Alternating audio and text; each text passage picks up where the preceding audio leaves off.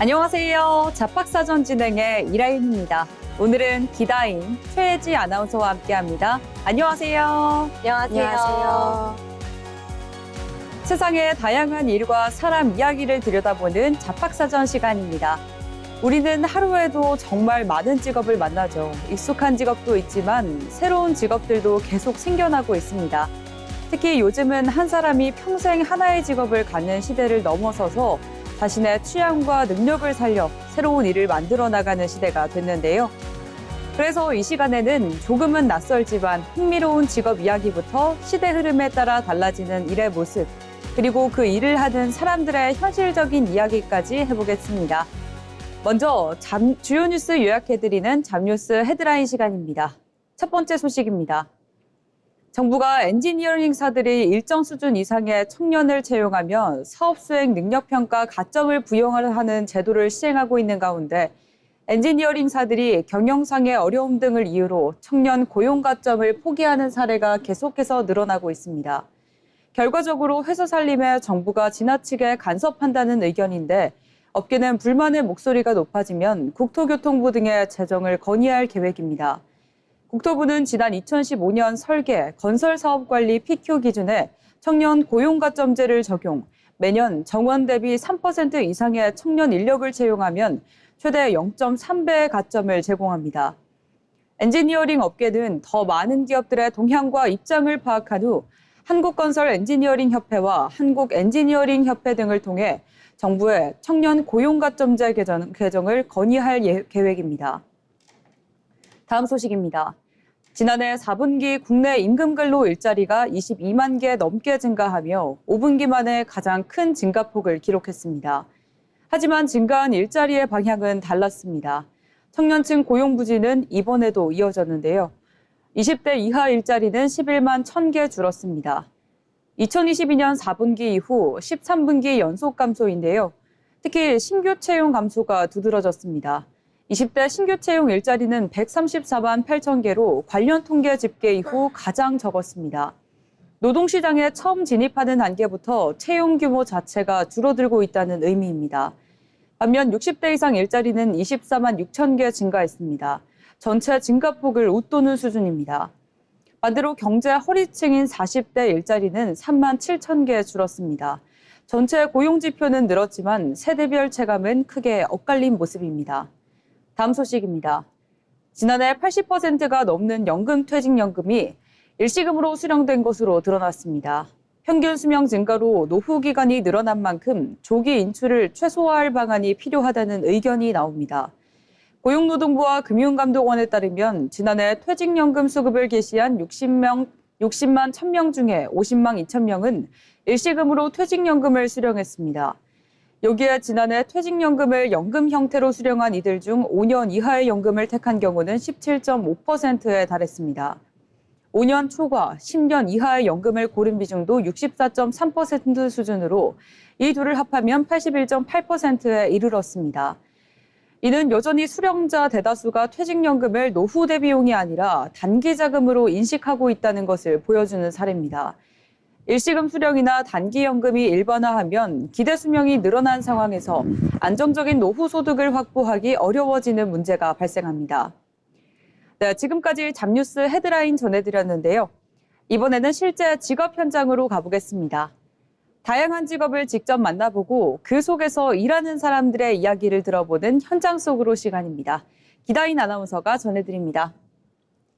네, 현장 속으로 시간입니다. 오늘 하루 스마트폰 배터리 몇 번이나 충전하셨나요? 우리는 전기가 없으면 단 하루도 살기가 어렵습니다. 그런데 만약 선을 꽂지 않아도 주변의 빛과 열이 스스로 에너지가 된다면 어떨까요? 오늘 현장 속으로의 주제입니다. 미래 에너지 융합 설계자의 세계를 살펴봅니다. 미래 에너지 설계자, 그저 효율 좋은 배터리를 만드는 직업일까요? 그렇지 않습니다. 이들은 스스로를 에너지 기획자 혹은 빛의 마술사라고도 불립니다. 이들 작업의 핵심은 단순한 화학 실험이 아닙니다. 주변 환경에 대한 집요한 관찰이 필요한데요. 어디서 에너지가 낭비되고 있는지를 찾습니다. 어떻게 하면 가장 자연스럽게 에너지를 수확할지도 고민합니다. 이것이 이 직업의 진짜 본질이고 새로운 에너지 디바이스가 탄생하는 과정입니다. 생각보다 훨씬 세밀해야 합니다. 작게는 눈에 보이지 않는 나노미터 단위의 구조를 다룹니다. 설계자들은 먼저 무수히 많은 전자기파 데이터를 수집합니다. 태양에서 오는 빛, 허공을 떠도는 와이파이 전파 같은 일상적인 자원들인데요. 여기에 광학기술을 더해 에너지를 흡수하는 패턴을 만듭니다. 단순히 실험실에서 물질을 섞는 작업이 아닙니다. 철저한 물리적 계산과 컴퓨터 시뮬레이션 분석이 결합된 과정인데요. 기초 설계가 끝나면 엄격한 검증도 기다려야 합니다. 상용화의 문턱은 생각보다 아주 높습니다. 실제 비바람이나 극심한 온도 변화를 견디는지도 확인해야 합니다. 제조 단가가 지나치게 비싸지는 않은지도 꼼꼼히 따져봐야겠죠. 유해한 물질은 없는지도 엄격하게 평가합니다. 이 과정에서 수없이 많은 아이디어가 폐기됩니다. 설계자들은 실패를 딛고 다시 시뮬레이션을 수행합니다. 모니터 앞 연구실에 붙은 불은 밤늦게까지 꺼지지 않습니다. 최근 에너지 위기가 심각해지면서 이들의 역할이 크게 주목받고 있습니다. 기후위기를 구할 영웅처럼 미디어에도 자주 나오고 있는데요. 그래서인지 첨단 장비 앞에서 우아하고 세련되게 일하는 멋진 직업으로 여겨질 때가 많습니다. 하지만 그 안에서의 실상은 완전히 다릅니다. 겉보기에 화려하지만 일상은 미세한 오차와의 끈질긴 고민의 과정인데요. 1% 효율 차이로 모든 것을 처음부터 다시 시작해야 하는 냉혹한 세계입니다. 하루에도 전 세계에서 수천 편의 새로운 소재 논문이 쏟아집니다. 그 안에서 완벽한 구조를 찾기란 정말 어렵습니다. 철저한 기술 트렌드 분석은 필수고요. 실패를 쿨하게 인정하는 냉정한 자기 객관화도 필요합니다. 게다가 기술의 발전은 너무나도 빠르게 변하고 있습니다. 한번 효율을 높였다가도 안주할 수 없습니다. 계속해서 새로운 메커니즘을 찾고 결과물을 내야 합니다. 이 막중한 기술적 압박감은 온전히 설계자들의 몫입니다. 그럼에도 불구하고 이들의 연구는 멈추지 않았습니다. 이유는 분명한데요. 직업이 주는 압도적인 보람감 때문입니다.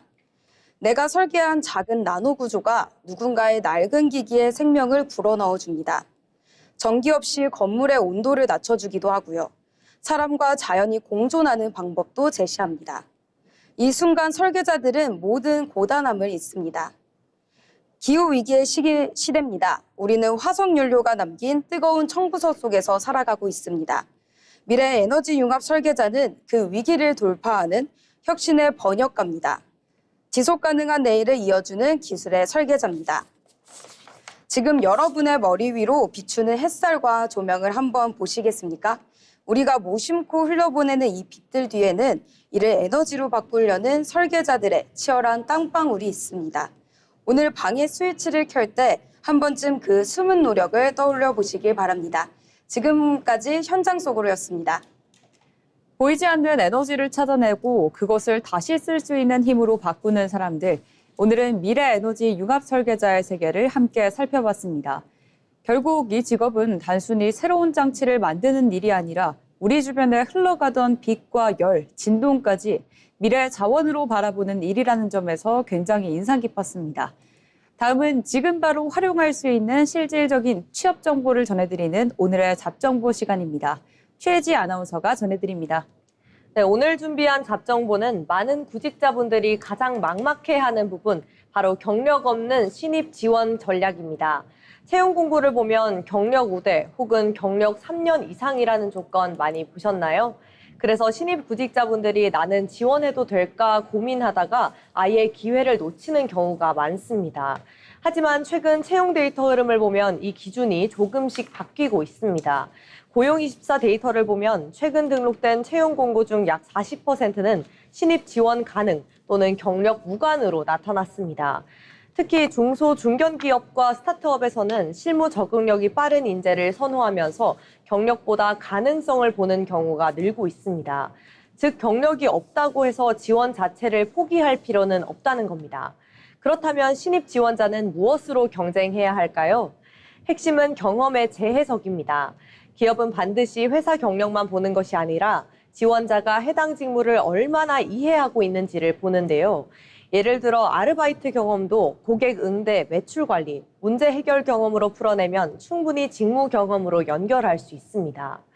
또 하나 중요한 포인트는 작은 경험의 구체화입니다. 열심히 일했다는 표현보다 하루 고객 응대 50건 이상을 처리하며 클레임 대응 경험을 쌓았다처럼 구체적인 수치와 상황을 담는 것이 중요합니다. 데이터 기반 표현은 신뢰도를 높이고 실무 역량을 보여주는 핵심 요소입니다. 그리고 최근엔 포트폴리오의 중요성도 커지고 있는데요. 디자인, 마케팅뿐만이 아니라 기획, 영업 직무에서도 자신의 경험을 정리한 자료가 합격을 좌우하는 요소로 작용하고 있습니다. 완벽한 결과물이 아니어도 과정과 고민이 드러난 자료가 더 높은 평가를 받는 경우가 많습니다. 정리해보면 경력이 없다는 것은 단점이 아니라 아직 정리되지 않았을 뿐인 가능성입니다. 중요한 건 경험의 양이 아니라 그 경험을 어떻게 설명하느냐입니다. 작은 경험도 전략적으로 풀어낸다면 충분히 경쟁력이 될 수 있습니다. 지금까지 해온 일들을 다시 한번 돌아보는 것, 그게 취업의 시작일 수 있습니다. 지금까지 잡정보였습니다. 네, 오늘은 경력 없는 신입 지원 전략이라는 주제로 요즘 채용 시장의 흐름과 달라진 기준을 함께 살펴봤습니다. 예전에는 경력이 없다는 이유만으로 지원조차 망설이던 분들 많으셨을 것 같은데 이제는 얼마나 더 빠르게 배우고 또 경험을 어떻게 풀어내느냐가 더 중요한 시대가 되고 있다는 점이 인상 깊었습니다. 작은 경험도 구체적으로 설명하는 경쟁력이 되고 또 익숙한 일상도 누군가에겐 충분한 실무 역량이 될 수 있습니다. 이어서 세상에는 우리가 아직 잘 알지 못하는 다양한 직업들이 존재하는데요. 새롭게 떠오르는 직업과 앞으로 주목해야 할 미래 직종을 살펴보는 시간, 직업의 세계, 엄채영 아나운서가 전해드립니다. 생소한 직업, 미래 유망 직종 등을 소개하는 시간, 직업의 세계입니다. 요즘처럼 날씨가 좋아지면 골프 치러 많이 갑니다. 특히 최근에는 골프를 취미로 즐기는 사람들이 늘어나면서 골프장도 활기를 띠고 있는데요. 하지만 즐겁게 친 골프공 가운데 일부는 연못 속으로 사라지기도 합니다. 그런데 골프장 연못 속에는 생각보다 많은 골프공이 가라앉아 있다는 사실 알고 계셨나요? 이 물속의 골프공을 직접 찾아내는 사람들이 있습니다. 바로 골프공 다이버입니다. 골프장에는 코스 곳곳마다 연못과 워터 해저드가 조성돼 있습니다. 경기 중 방향이 빗나간 공들이 자연스럽게 물속으로 들어가게 되는데요. 시간이 지나면 연못 바닥에는 수천 개의 골프공이 쌓이기도 합니다. 골프공 다이버는 이 공들 수중에서 직접 찾아 수거하는 일을 맡고 있습니다. 골프공 다이버는 전문 잠수 장비를 착용한 뒤 연못 아래로 들어갑니다. 흙탕물 때문에 앞이 잘 보이지 않는 경우가 많아 손의 감각에 의지해 골프공을 찾아내야 되는데요. 수거한 골프공은 상태를 확인한 뒤 세척과 분류 과정을 거쳐 다시 사용되기도 합니다. 이들은 전국의 골프장과 수중관리 업체 등에서 활동하고 있습니다. 골프장 주변 환경을 정리하고 물속 오염을 줄이는 데 도움을 주고 있는데요. 최근에는 재활용과 친환경 관리에 대한 관심이 높아지면서 골프공 수거 작업 역시 하나의 전문 분야로 주목받고 있습니다. 자, 그렇다면 골프공 다이버가 되기 위해서는 어떤 준비가 필요한지 알아보도록 하겠습니다. 우선 기본적인 잠수 자격과 수중 안전 교육이 중요합니다. 또 물속에서 오랜 시간 작업을 해야 하는 체력과 집중력이 요구되는데요. 연못 바닥은 흙탕물 때문에 시야 확보가 어려운 경우가 많아 손의 감각에 의지해 작업을 이어간다고 합니다. 수온 변화와 수압 등 다양한 수중 환경에 적응하는 능력 역시 중요한 요소로 꼽히고 있습니다. 특히 제한된 시야 속에서도 침착함을 유지하는 판단력과 안전의식이 중요한 직업이라고 할 수 있습니다. 자, 골프공 다이버는요. 사람들이 보지 못하는 물속 공간에서 골프장의 환경을 관리하는 사람들입니다. 버려진 골프공을 다시 활용할 수 있도록 돕는다는 점에서도 굉장히 유의미한데요. 골프 산업이 성장하고 또 친환경 관리의 중요성이 커질수록 이 직업에 대한 관심도 점차 커질 것으로 전망되고 있습니다. 자, 우리가 즐기는 골프장 풍경 뒤에는 보이지 않는 관리와 또 노력이 숨어 있습니다. 그 중심에서 물속의 골프공을 찾아내고 있는 사람들, 오늘은 골프공 다이버에 대해 알아봤습니다. 지금 이 순간에도 누군가는 깊은 연못 아래에서 새로운 골프공을 찾아 골프장의 깨끗한 환경을 조성하고 있습니다. 지금까지 직업의 세계 골프공 다이버였습니다. 네, 물속에서 작은 골프공 하나를 찾는 일, 어쩌면 단순해 보일 수도 있지만 그 안에는 잠수 기술과 집중력, 그리고 안전관리까지 필요한 전문적인 과정이 숨어 있었는데요. 오늘은 이렇게 우리가 잘 몰랐던 직업, 골프공 다이버의 세계를 함께 만나봤습니다. 네, 이어서 잡토크 시간입니다. 요즘 유튜브 또는 SNS를 보다 보면 예전이랑 분위기가 진짜 많이 달라졌다, 이런 생각 들지 않으신가요? 예전에는 다들 성공한 이야기만 보여주려고 애썼는데 요즘엔 합격 후기, 연봉 인증, 승진 이야기 등등 드디어 성공했습니다, 이런 콘텐츠들이 많았다면 요즘은 오히려 면접 15번 떨어졌습니다. 퇴사하고 백수 3개월 차입니다. 창업했다가 진짜 망했습니다. 이런 콘텐츠들이 더 공감받고 또 조회수도 잘 나오더라고요. 심지어는 댓글 보면 오히려 이런 게 위로된다, 또 현실적이라 좋다, 나만 힘든 게 아니었네, 이런 반응도 많고요. 그래서 오늘은 이야기해 보겠습니다. 그리고 요즘은 왜 이런 실패조차 하나의 경험이자 콘텐츠처럼 이야기가 되는 걸까요? 네, 근데 진짜 요즘은 실패를 숨기기보다는 일단 찍고 보는 시대인 것 같습니다. 퇴사 브이로그도 찍고 면접 탈락 메일 캡처해서 올리기도 하고요. 심지어 울면서 카메라 켜는 영상도 많잖아요. 예전 같으면 약간 숨기고 싶은 순간인데 지금은 그런 솔직한 모습에 사람들이 더 반응하는 거죠. 저는 특히 취업 콘텐츠에서 그걸 많이 느꼈습니다.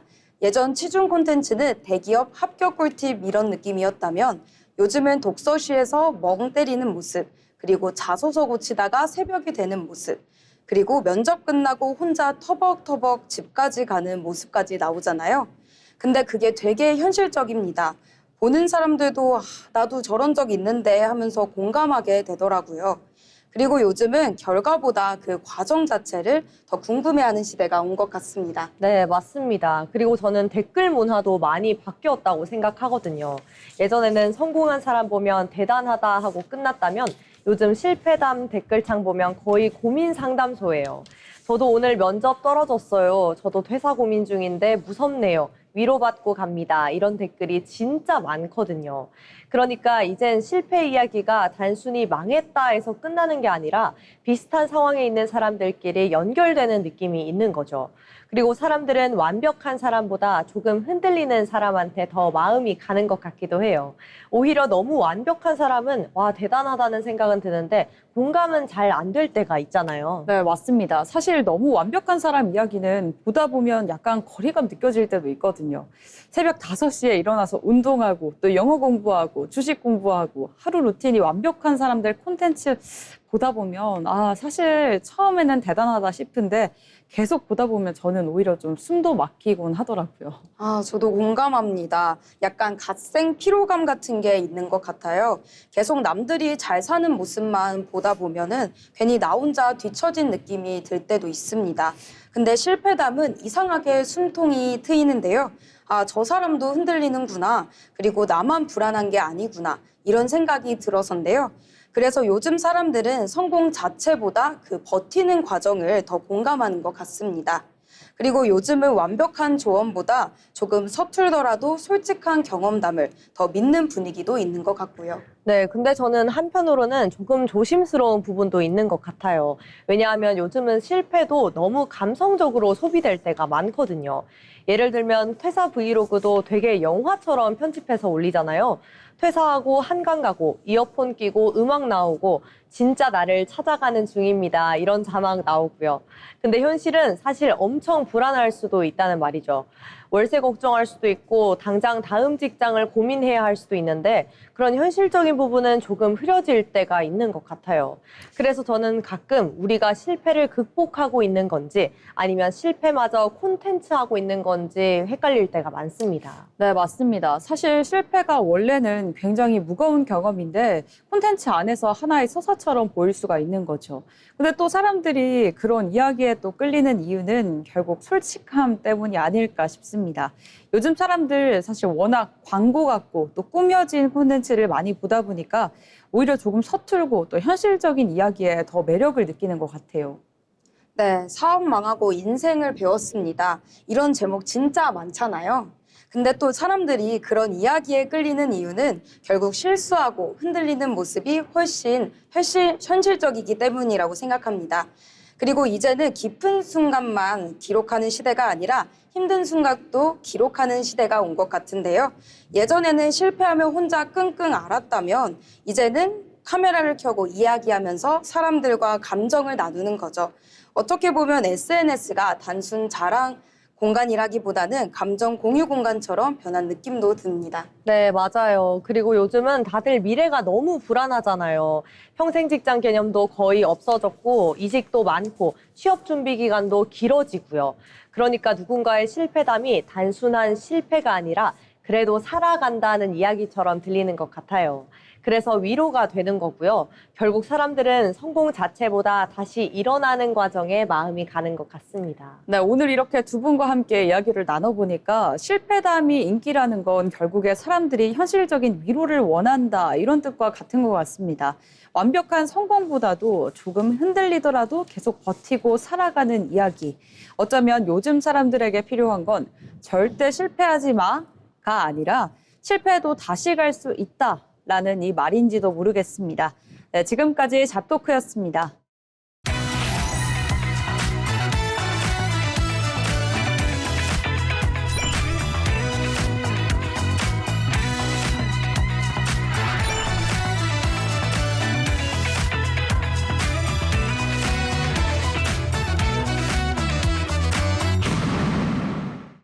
이렇게 빠르게 사회가 변화하고 있지만 그 와중에도 묵묵히 자신의 길을 걸어가는 사람들이 있습니다. 평범하지만 특별한 일하는 사람들의 인생 이야기, 자빈 스토리를 신민아 아나운서가 전해드립니다. 자빈 스토리 시간입니다. 여러분, 혹시 오늘 아침에 궁금한 게 생기셨을 때 어디에 검색하셨나요? 아마 열의 아홉은 초록색 창이나 구글을 켜셨을 겁니다. 그런데 지금 전 세계 경제계와 실리콘밸리에서는 이제 구글의 시대는 끝났다. 나는 이것으로 검색한다라는 말이 공공연하게 돌고 있습니다. 심지어 엔비디아의 젠슨 왕 CEO조차 나는 매일 아침 이 서비스를 켜서 정보를 찾는다고 극찬했는데요. 도대체 어떤 대단한 서비스길래 전 세계에 돈과 관심이 쏠리고 있는 걸까요? 바로 인공지능 검색 스타트업 퍼블렉시티의 이야기입니다. 그리고 오늘 인물로그에서 분석해볼 인물은요. 구글의 정면으로 도전장을 내민 퍼블렉시티의 창업자이자 CEO 아라빈드 스리니바스입니다. 제2의 샘 올트먼으로 불리는 이 젊은 천재가 어떻게 전 세계 투자자들을 혹하게 만들었는지 그의 일대기와 성장 과정을 짚어보도록 하겠습니다. 아라빈드 스리니바스의 성장 과정을 한마디로 요약하자면 멈추지 않는 지적 호기심과 엘리트 코스의 정석이라고 말할 수 있습니다. 그는 인도 출신으로 전 세계 수재들만 모인다는 인도 최고의 명문대죠. 인도 공과대학에서 전기공학 학사와 석사를 마쳤습니다. 여기까지만 해도 정말 대단한데 그의 천재성은 미국으로 건너가면서 본격적으로 폭발하게 됩니다. 미국 UC 버클리에서 컴퓨터 과학 박사 학위를 밟게 되는데요. 흥미로운 건 그가 단순히 연구실에만 갇혀있는 학자가 아니었다는 점입니다. 그는 박사 과정 중에 오픈 AI, 구글 딥마인드, 엔비디아 같은 세계 최고의 AI 연구소를 모두 거치면서 실무 역량을 쌓았는데요. 특히 오픈 AI에서는 지금의 챗 GPT를 탄생시킨 언어 모델 연구에 직접 참여하기도 했습니다. 그러니까 지금 인류가 겪고 있는 AI 혁명의 가장 뜨거운 최전선에서 이미 자신의 능력을 완벽하게 증명해온 셈입니다. 이렇게 탄탄대로가 보장된 빅테크 연구원의 삶을 살던 그가 왜 돌연 사표를 던지고 창업전선에 뛰어들었을까요? 바로 구글 검색의 한계와 모순을 받기 때문입니다. 2022년에 박사 학위를 마친 스리니바스는 오픈 AI의 정식 연구원으로 합류하지만 불과 몇 달 만에 회사를 나오게 됩니다. 수십조, 수백조의 정보를 가지고 있으면서도 사용자가 검색어를 치면 단순히 광고성 웹사이트 링크만 줄줄이 나열해주는 기존 구글식 검색은 미래가 없다고 판단한 건데요. 그는 사용자가 원하는 건 수많은 링크가 아니라 단 하나의 정확한 답변이다. 이 확신 하나로 2022년 8월에 동료들과 퍼블렉시티를 창업합니다. 당시 실리콘밸리에서는 계란으로 바위치기다. 감히 구글을 어떻게 이기냐고 비웃었는데요. 하지만 스리니바스는 보란 듯이 인공지능이 실시간으로 웹을 검색해 완벽하게 문장으로 요약하고 신뢰할 수 있는 출처까지 딱딱 찾아주는 대화형 답변 엔진을 세상에 내놓으면서 그 비웃음을 단숨에 찬사로 바꿔놓았습니다. 그의 시장 장악 속도, 리더십은 투자자와 대중들이 그의 행보에 더욱 열광하고 혹할 수밖에 없었는데요. 그의 비전을 보고 아마존의 창업자 제프 베이조스 그리고 엔비디아가 앞다투어 천문학적인 자금을 쏟아부었고요. 덕분에 창업한 지 불과 2년도 안 되어서 기업 가치 수조 원을 인정받는 유니코 기업으로 우뚝 서게 됐습니다. 전 세계 검색 시장의 90%를 장악한 구글의 철옹성에 균열을 내고 새로운 비즈니스 모델을 창조해내는 아라빈드 스리니바스의 결단력과 실행력, 이게 바로 지금의 글로벌 자본시장이 가장 갈망하는 리더의 모습이 아닐까 싶습니다. 지금까지 자빈스토리였습니다. 네, 검색의 방식이 바뀌면 사람들이 정보를 찾는 습관도 완전히 달라질 수 있다는 이야기였는데요. 오늘은 구글의 정면으로 도전장을 내민 AI 검색 스타트업의 이야기를 함께 들어봤습니다. 수많은 링크 대신 단 하나의 정확한 답을 보여주겠다는 발상이 아주 흥미로웠습니다. 이번 시간은 경제로 보는 일터입니다. 경제 변화는 곧 일의 방식과 일자리의 모습에도 영향을 미치죠. 이번 시간에는 경제 흐름을 통해 산업과 일터의 모습을 들여다보겠습니다. 오늘은 장동휘 아나운서가 준비했습니다. 경제 흐름을 통해 우리의 일터를 들여다보는 시간, 경제로 보는 일터입니다.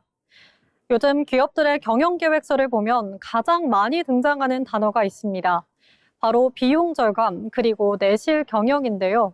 쉽게 말해 쓸데없는 돈은 단 1원도 쓰지 않고 버티겠다는 뜻입니다. 문제는 기업들이 허리띠를 졸라매기 시작할 때 가장 먼저 얼어붙는 곳이 바로 우리들의 일자리라는 점입니다. 화려한 미래 투자 대신 당장의 생존을 택한 기업들의 움직임이 고용시장 전체의 판도를 흔들고 있습니다. 거시경제 혹한기 속에서 기업들이 선택한 이 슬림화 전략이 우리 일터에 어떤 거대한 변화를 가져오고 있는지 오늘 집중적으로 살펴보겠습니다. 과거 공격적인 투자를 이어가던 대기업과 테크 기업들이 이제는 인력 효율화와 조직 슬림화에 속도를 내고 있습니다. 미래를 준비하던 R&D나 신산업 부서마저 예산이 삭감되거나 해체되는 사례가 늘고 있는데요. 당장 가시적인 성과를 내지 못하는 장기 프로젝트들이 줄줄이 보류되거나 폐기되는 실정입니다. 이는 단순히 일시적 감축을 넘어 기업들이 성장성보다 당장의 수익성을 최우선으로 두면서 당장 돈이 되는 직무를 중심으로 조직을 완전히 재편하고 있는 겁니다. 한마디로 미래를 위한 씨앗을 뿌리기보다 지금 당장의 생존을 위한 곳간 지키기에 돌입했다고 볼 수 있겠습니다. 오늘 경제를 보는 일터에서는 고물가 고금리 장기화가 가져온 두 가지 고용 구조의 근본적인 변화를 살펴보겠습니다. 먼저 수십 년간 이어온 정기 공채의 종말입니다. 과거 불황기에는 한시적으로 고용을 동결했다가도 경기가 풀리면 다시 대규모 공채를 진행하는 것이 일반적이었습니다. 하지만 저성장이 고착화된 지금 기업들은 이 관행을 완전히 끝내고 필요할 때만 최소한으로 뽑는 상시 경력직 채용 중심의 슬림화 전략을 채택하고 있습니다. 대규모 인원을 한 번에 교육시켜 배치하던 비용과 시간을 줄이고 현업에 즉시 투입 가능한 인력만 골라 쓰겠다는 이야기인 거죠. 고용 유연화를 통해 리스크를 최소화하겠다는 거대한 패러다임의 전환이 오고 있습니다. 두 번째로 기술 대체가 가속화한 인력 운용화의 고밀도화입니다. 기업들은 단순히 채용을 줄이는 데 그치지 않고 인건비가 들지 않은 기술 투자로 눈을 돌려 고정비 절대 영역을 깎아내고 있습니다. 인공지능과 업무 자동화 시스템을 도입해 기존에 3명이 하던 일을 1명이 감당하도록 조직을 슬림화하고 있는 겁니다. 과거의 불황기에는 사람이 하던 일을 버티며 줄였다면 이번 고금리 국면에서는 아예 사람의 자리를 기술로 영구 대체하는 체질 개선을 감행하고 있습니다. 이로 인해 기업의 생산성은 유지되거나 오히려 높아지지만 고용시장에는 일자리 증발이라는 부메랑으로 돌아와 고용 복원력 자체를 약화시키고 있습니다. 그렇다면 이러한 거대한 흐름 속에서 우리는 무엇을 준비해야 될까요? 기업이 상시적인 효율화를 추구하는 만큼 이제 노동시장에서 요구하는 가치는 다방면의 효율을 극대화할 수 있는 멀티플레이어 능력과 기술을 다루는 역량입니다. 지금 우리 일터는 거시경제의 압박 속에서 고용의 생존 공식이 통째로 바뀌는 엄중한 시점에 서 있습니다. 이 변화를 위기가 아닌 기회로 만드는 것은 결국 바뀐 산업 패러다임에 맞춰 우리가 어떤 차별화된 경쟁력을 갖추느냐에 달려 있습니다. 지금까지 경제로 보는 일터였습니다. 지금 기업들이 선택하고 있는 변화는 단순한 비용 절감이 아니라 무엇을 남기고 또 무엇을 줄일 것인가에 대한 생존 전략이라는 점이 인상 깊었는데요. 네, 오늘은 고물가 그리고 고금리 시대 속에서 기업들의 조직 슬림화와 그리고 고용 구조 변화가 우리 일터에 어떤 영향을 주고 있는지 함께 알아봤습니다. 이번 시간은 데이터로 본 일터 또 잡이슈 시간입니다. 통계와 데이터를 통해 요즘 노동시장에서 어떠한 변화가 나타나고 있는지 함께 살펴보도록 하겠습니다. 기다인 아나운서, 오늘 혹시 어떤 내용 준비하셨을까요? 네, 제가 가져온 통계는요. 두 분 혹시 그린 컬러라는 말 들어보신 적 있으신가요? 과거에는 넥타이를 매는 화이트 컬러, 현장에서 땀 흘리는 블루 컬러로 직업을 나누곤 했는데요. 최근 기후 위기가 심각해지면서 친환경 신재생 에너지 산업에 종사하는 그린 컬러가 노동시장의 새로운 주역으로 떠오르고 있습니다. 실제로 최근 5년간의 고용 데이터를 보시면 그 변화가 아주 뚜렷한데요. 전통적인 화석 연료 중심의 에너지 산업 직군 채용은 지속적인 감소세를 보이고 있습니다. 반면 친환경 신소재나 에너지 전환 관련 직군의 일자리는 가파르게 증가하고 있죠. 단순히 태양광이나 풍력, 발전 현장만을 말하는 게 아닙니다. 가시광선을 투과시키고 뜨거운 근적 외선을 반사하는 스마트 윈도우 플림이나 전력 소비 없이 건물의 온도를 낮추는 복사 냉각 소재 등을 연구하는 시뮬레이션하고 첨단 나노광학 분야 등으로 일자리의 지평이 폭넓게 확장되고 있는데요. 네, 확실히 이 산업의 체질 자체가 통째로 바뀌고 있다는 게 느껴집니다. 이 탄소 중립이 전 세계적인 과제가 되면서 기업들도 생존을 위해서 이 융합 에너지 분야에 막대한 투자를 하고 있잖아요. 이런 흐름이라면 이 그린 컬러 일자리의 성장은 일시적인 유행이 아닐 것 같아요. 피할 수 없는 필연적인 변화일 것 같은데 구직자들에게 완전히 새로운 기회의 장이 열렸다고 볼 수 있을까요? 네, 맞습니다. 하지만 장밋빛 미래만 있는 건 아닐 테니까요. 새로운 일자리가 생겨난다는 건 반대로 말하면 누군가의 낡은 일자리는 사라지고 있다는 뜻이기도 하니까요. 실제 현장의 데이터는 어떤가요? 네, 바로 그 지점이 오늘 우리가 주목해야 할 데이터입니다. 에너지 전환 정책이 속도를 내면서 기존 화석연료 기반 산업에 종사하던 분들이 고용 불안정성은 수치로도 명확히 확인됩니다. 관련 설문조사에 따르면 전통 에너지 산업 종사자의 60% 이상이 향후 5년 내 자신의 일자리가 위협받을 수 있다고 응답했습니다. 새로운 기술을 다루는 스마트 보안이나 첨단 에너지 공학 분야로는 인재와 자본이 쏠립니다.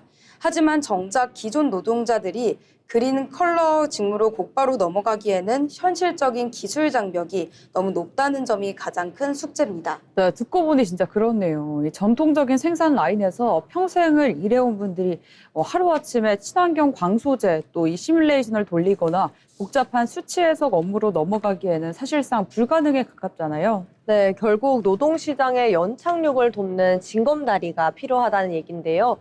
이건 기업 혼자서 해결할 수 있는 문제가 아닙니다. 국가 차원의 대규모 직무 재교육 프로그램이나 제도적 안전망이 반드시 뒷받침되어야 할 것 같습니다. 네, 정확한 지적입니다. 결국 기후위기 시대의 노동시장은 얼마나 빨리 친환경으로 전환하느냐도 중요하지만 그 과정에서 밀려나는 사람들을 어떻게 끌어안고 갈 것인가가 핵심 경쟁력이 될 것입니다. 눈앞으로 다가온 그린 컬러의 시대, 화려한 혁신 기술의 이면에 가려진 노동자들의 현실도 함께 챙겨야 할 시점입니다. 네, 이렇게 우리 기다인 아나운서가 준비한 내용도 살펴봤고요. 이어서 우리 예지 아나운서가 준비한 데이터도 함께 살펴보도록 하겠습니다. 어떤 내용일까요? 네, 요즘 길거리 풍경이 예전과 많이 달라졌다는 느낌 다들 한 번쯤 받아보셨을 텐데요.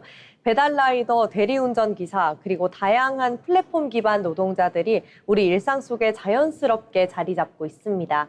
이 변화는 단순한 직업 증가가 아니라 노동시장 구조 자체가 바뀌고 있다는 신호입니다. 네, 맞습니다. 이제는 주변에서도 플랫폼 일을 한 번쯤 해본 사람들이 많아진 것 같아요. 네, 데이터로 보면 더 뚜렷합니다. 최근 5년 사이 플랫폼 노동 종사자는 약 2배 이상 증가했는데요. 전체 취업자의 약 10% 수준까지 확대된 것으로 나타났습니다. 특히 배달, 차량 호출뿐만이 아니라 디자인, 번역, 또 콘텐츠 제작까지 지식 기반 플랫폼으로 빠르게 성장하고 있습니다. 네, 예전에는 단순 노동 위주였다면 이제는 전문 영역까지도 확장되고 있네요. 네, 맞습니다. 이 변화의 핵심은 바로 유연성입니다. 원하는 시간에 일하고 원하는 만큼 일할 수 있다는 점이 가장 큰 장점으로 꼽히는데요. 실제로 플랫폼 노동자의 60% 이상이 시간을 자유롭게 쓸 수 있다는 점 때문에 선택했다고 답했습니다. 특히 부업으로 시작했다가 수입이 안정되면서 본업으로 전환하는 사례도 꾸준히 증가하고 있는데요. 하지만 이 구조에는 분명한 한계도 존재합니다. 플랫폼 노동자의 절반 이상이 월 수입이 일정하지 않다고 답했고 사회보험이나 고용 안정성 측면에서도 보호장치가 부족한 상황입니다. 즉 자유로운 대신 그만큼 책임도 개인에게 집중되는 구조입니다. 그러면 안정성과 자유를 맞바꾼 형태라고 볼 수 있겠네요. 네, 그렇습니다. 그래서 최근엔 플랫폼 노동자들 기존 근로자처럼 보호해야 한다는 논의도 활발해지고 있습니다. 최저임금 적용, 산재보험 확대 등 제도적 보완이 필요하다는 목소리가 커지고 있는데요. 이 흐름은 단순히 노동자의 문제가 아니라 사회 전체의 안전망과 연결된 이슈이기도 합니다. 정리해보면 플랫폼 노동의 확산은 한 직장, 한 직업 중심이었던 구조가 다중직업, 유연노동 구조로 바뀌고 있다는 신호입니다. 앞으로는 한 가지 직업으로만 커리어를 설명하기보다 여러 일을 병행하는 포트폴리오형 커리어가 더 보편화될 가능성이 높습니다. 이 변화 속에서 중요한 건 유연성과 안정성 사이의 균형을 어떻게 설계하느냐입니다. 지금까지 데이터로 본 일터였습니다. 네, 오늘은 그린컬러 종사자 그리고 플랫폼 노동자에 대해 데이터로 한번 이야기해봤습니다. 앞으로 산업이 많이 변화되고 있는 만큼 여러분의 가치관은 어디에 두고 있으신지 한번 살펴보셔도 좋을 것 같습니다. 네, 지금까지 데이터로 본 일터였습니다.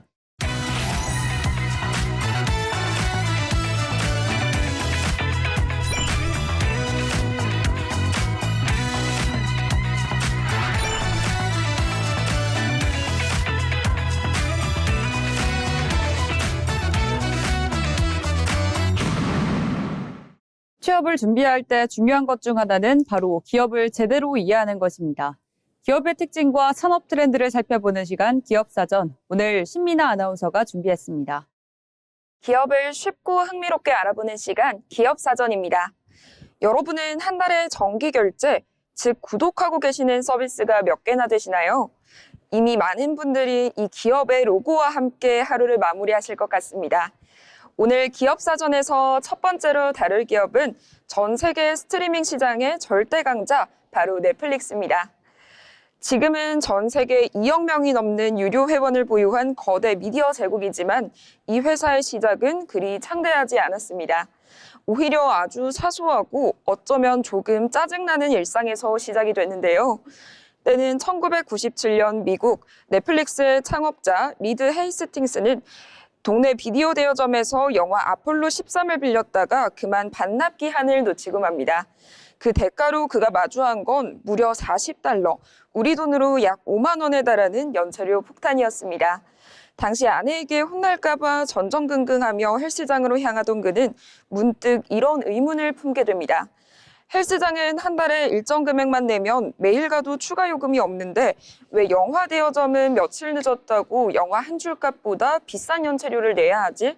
소비자를 괴롭히는 이 연체료를 없애보자는 생각, 이것이 바로 넷플릭스를 탄생시킨 위대한 질문이었습니다.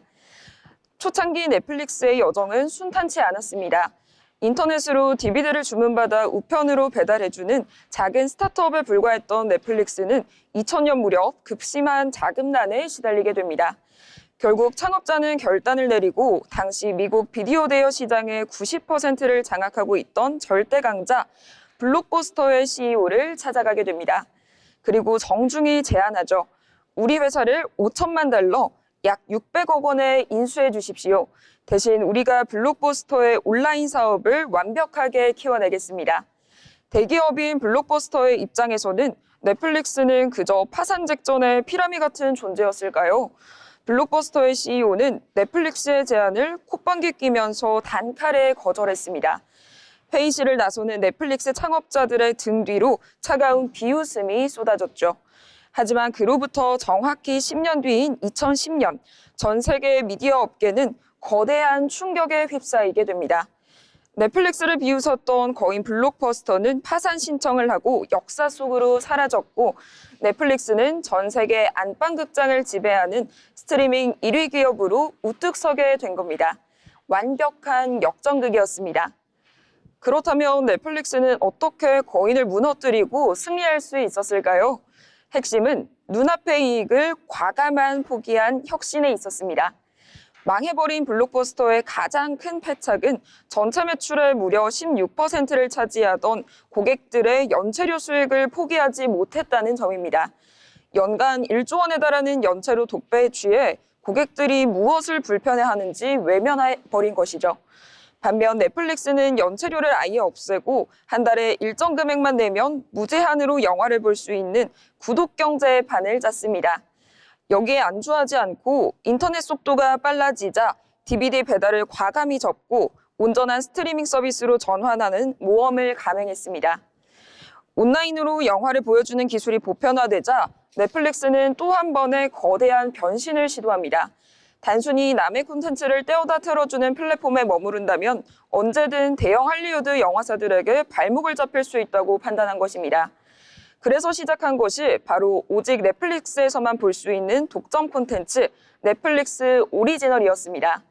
하우스 오브 카드를 시작으로 한국의 오징어 게임, 더글로리에 이르기까지 넷플릭스는 전 세계 창작자들에게 전폭적인 투자를 아끼지 않으며 자체 콘텐츠 제국을 구축했습니다. 이제 사람들은 영화를 보기 위해 극장에 가는 것이 아니라 새로운 오리지널 시리즈를 보기 위해 넷플릭스를 켜는 시대를 살고 있습니다. 소비자가 느끼는 작은 불편에 귀를 기울이고 시대의 변화에 맞춰 자신의 성공 방정식마저 과감히 바꿀 줄 알았던 결단력. 그것이 오늘날 우리가 매일 마주하는 빨간색 로고 넷플릭스를 만든 진짜 힘이 아니었을까 싶습니다. 지금까지 기업사전이었습니다. 전 세계 콘텐츠 시장의 흐름을 바꾼 기업 넷플릭스. 오늘은 단순한 OTT를 넘어 하나의 문화가 된 넷플릭스의 성장 전략과 경쟁력을 함께 살펴봤습니다.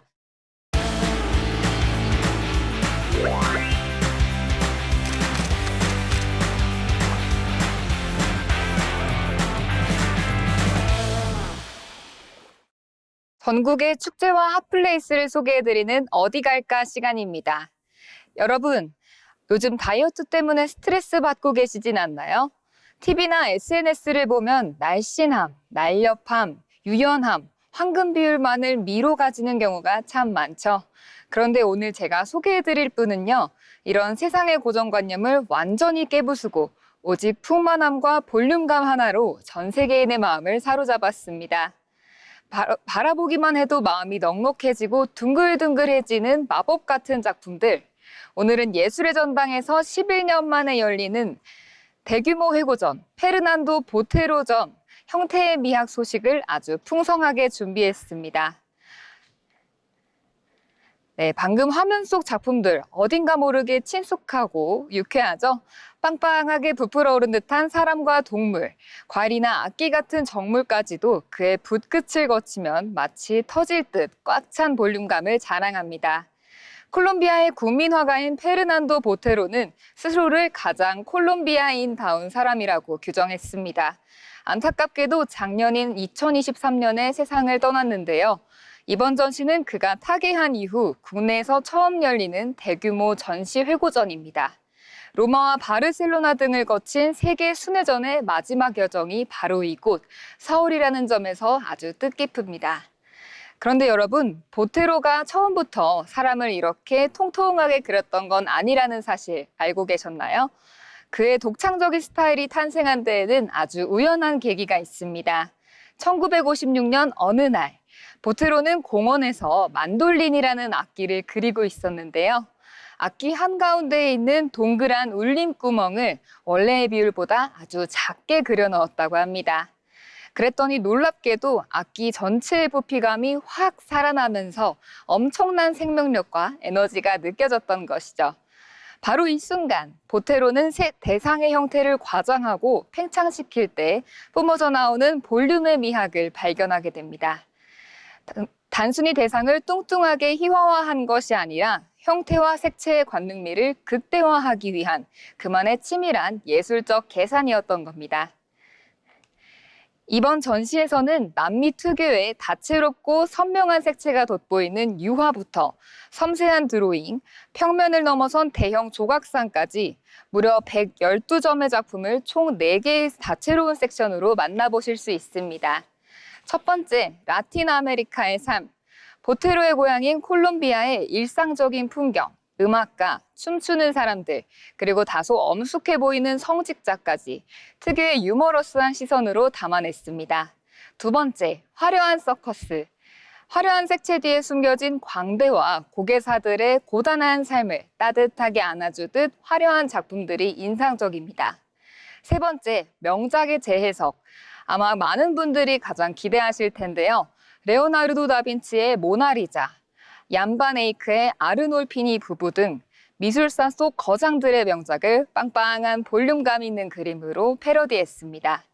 원작과 비교해보는 재미가 아주 쏠쏠합니다. 네 번째, 야외 조각공원. 캔버스를 뚫고 나올 듯한 거대한 브론즈 조각상들이 전시장을 가득 채우며 입체적인 감동을 선사합니다.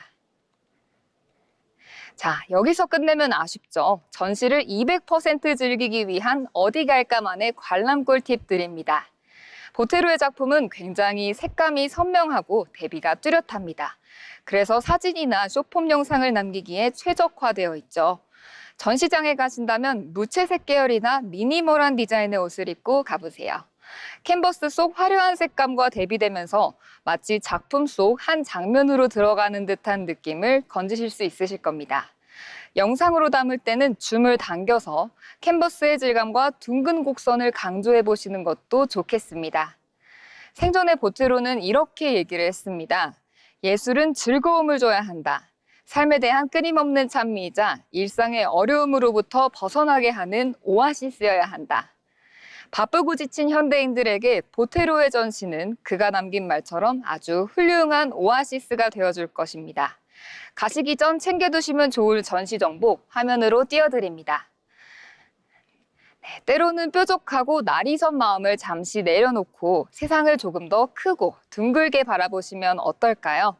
오늘 소개해드린 보테로전의 캔버스 속 넉넉한 주인공들처럼 여러분의 오늘 하루도 각진 스트레스 없이 둥글고 풍성한 기쁨으로 가득 차시기 바라겠습니다. 지금까지 전국의 핫플과 핫플레이스와 축제를 알려드리는 어디 갈까였습니다. 네, 마지막으로 알아두면 도움이 되는 생활 정보를 전해드리는 알쓸정 시간입니다. 오은율 아나운서가 전해드립니다. 알아두면 쓸데있는 정보 알쓸정 시간입니다. 여러분은 다이소 갔다가 하나만 사야지 하고 들어가서 어느새 양손 가득 물건을 들고 나온 경험 있으신가요? 1,000원, 2,000원이라는 부담 없는 가격 때문에 가볍게 들어갔다가도 생각보다 많은 물건을 사게 되는데요. 그런데 문득 이런 생각 한 번쯤 해보셨을 겁니다. 이렇게 싸게 팔아서 정말 남는 걸까? 오늘은 다이소는 어떻게 1,000원에 남길까에 대해서 알아보겠습니다. 다이소의 가장 큰 특징은 바로 초저가 전략입니다. 대부분의 상품 가격이 1,000원에서 5,000원 사이로 형성되어 있는데요. 하지만 중요한 건 단순히 싸게 파는 것이 아니라 엄청나게 많이 판매하는 구조가 있습니다. 예를 들어서 일반 매장은 적은 수량의 제품을 여러 브랜드로 판매하지만 다이소는 잘 팔리는 상품을 전국 매장에 대량으로 공급합니다. 한 번에 대량 생산을 하게 되면 제품 하나를 만드는 비용 자체가 낮아지기 때문에 가격을 크게 줄일 수 있는 건데요. 쉽게 말해서 조금 남기고 많이 판다는 전략인 셈입니다. 또 하나의 비밀은 바로 PB 상품, 즉 자체 제작 상품입니다. 다이소에 든 유명 브랜드 제품보다 다이소 전용 상품들이 굉장히 많은데요. 중간 유통 과정이나 광고 비용을 줄이고 직접 기획한 상품을 판매하면서 가격을 낮출 수 있게 된 겁니다. 특히 최근에는 화장품이나 생활용품 품질까지 좋아졌다는 평가를 받으면서 가성비 브랜드의 대표 주자로 자리 잡고 있는데요. 실제로 SNS에는 다이소 꿀템, 다이소 추천템 콘텐츠가 끊임없이 올라오고 있습니다. 단순히 싸기만 한 곳이 아니라 가격 대비 만족도가 높은 곳으로 인식되고 있는 건데요. 흥미로운 건 다이소 매장 구조에도 비밀이 숨어 있다는 겁니다. 우리가 자주 사용하는 물건들은 매장 안쪽에 배치되어 있는 경우가 많은데요. 필요한 물건을 찾으러 이동하는 동안 다른 상품들까지 자연스럽게 보기 만들기 위한 전략입니다. 또 가격 부담이 적다 보니 이 정도면 하나 더 사겠지, 괜찮겠지라는 심리가 작동하게 되는데요. 이런 소비 심리를 이용해서 충동 구매를 유도하는 것도 다이소만의 중요한 판매 전략 중 하나입니다. 1,000원짜리 물건 하나에도 대량 생산과 유통 전략, 그리고 소비 심리까지 숨어 있었습니다. 이제 다이소에 가게 된다면 왜 이렇게 싸게 팔 수 있을까를 생각하게 될 것 같은데요. 오늘은 다이소는 어떻게 1,000원을 남길까에 대해 알아봤습니다. 지금까지 알아보면 쓸데있는 정보였습니다. 네, 오늘도 다양한 직업 이야기와 함께 한 시간 어떠셨나요? 평소에는 그냥 지나쳤던 일들도 조금만 들여다보면 그 안에 사람들의 고민과 노력, 그리고 시대의 흐름에 담겨 있다는 걸 느끼게 되는 것 같습니다. 누군가의 일이 결국 누군가의 하루를 움직인다는 것, 다시 한번 느껴보게 되는 시간이었던 것 같습니다. 저희는 다음 시간에도 더 흥미로운 일 이야기로 찾아오겠습니다. 지금까지 함께해 주신 여러분 고맙습니다.